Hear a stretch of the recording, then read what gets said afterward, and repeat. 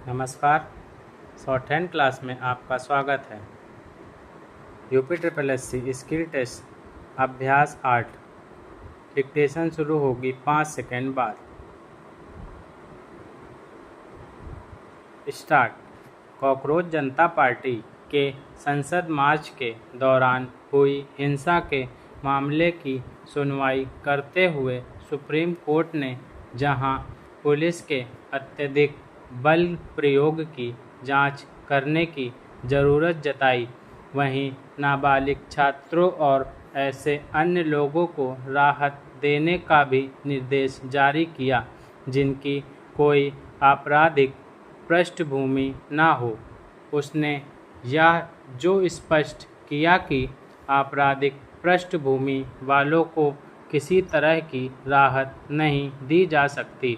उसकी आवश्यकता इसलिए थी क्योंकि कुछ लोग पुलिस पर हमला करने और सार्वजनिक संपत्ति को नुकसान पहुंचाने वाले तत्वों को भी माफ़ी देने की मांग कर रहे थे।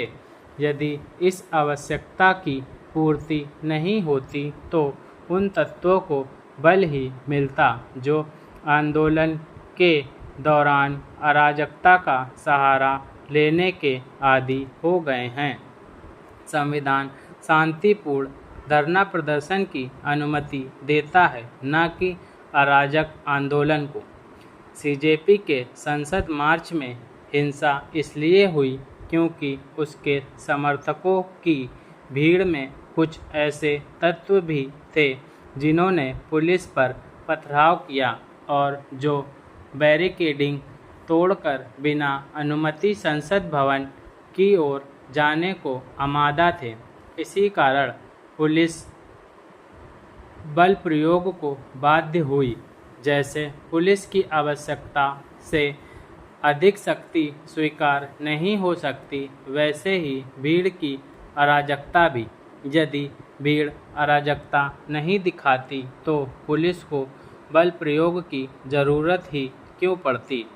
यह खतरनाक है कि CJP के लोगों को सुप्रीम कोर्ट का यह निर्देश रास नहीं आया कि आपराधिक अतीत वाले उन तत्वों को राहत नहीं मिलेगी जिन्होंने हिंसा फैलाने के साथ पुलिस पर हमला किया।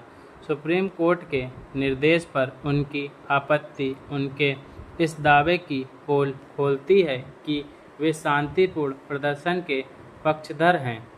आखिर कोई अराजक तत्वों को बचाव कर शांतिपूर्ण आंदोलन कैसे कर सकता है।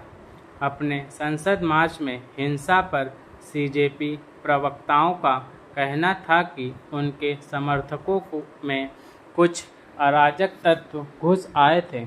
अब यदि इन तत्वों को दंड का भागीदार बनाने की बात हो रही है तो CJP को कष्ट क्यों हो रहा है? क्या वे उनसे मिले हुए हैं? क्या वे इससे अनजान हैं कि प्रदर्शनकारियों के साथ बड़ी संख्या में पुलिसकर्मी भी घायल हुए हैं? आखिर ये पुलिसकर्मी कैसे चोटिल हो गए? CJP के समर्थकों की भीड़ में अराजक तत्व भी शामिल थे। इसकी पुष्टि इससे होती है कि दिल्ली पुलिस ने फेस रिकॉग्निशन सिस्टम के जरिए यह पाया कि संसद मार्च के समय जंतर मंतर और आसपास 2873 ऐसे लोग थे जिनका पुराना आपराधिक रिकॉर्ड है। इनमें से 900 के करीब ऐसे हैं जिन पर हत्या, लूट और दुष्कर्म जैसी गंभीर आपराधिक मामले दर्ज हैं। ऐसे लोगों को राहत देने की मांग करना अराजकता को खुलकर समर्थन करना ही है। उनका रवैया कानून के शासन को चुनौती देने जैसा है।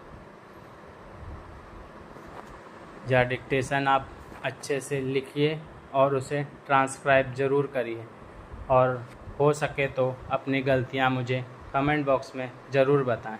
धन्यवाद।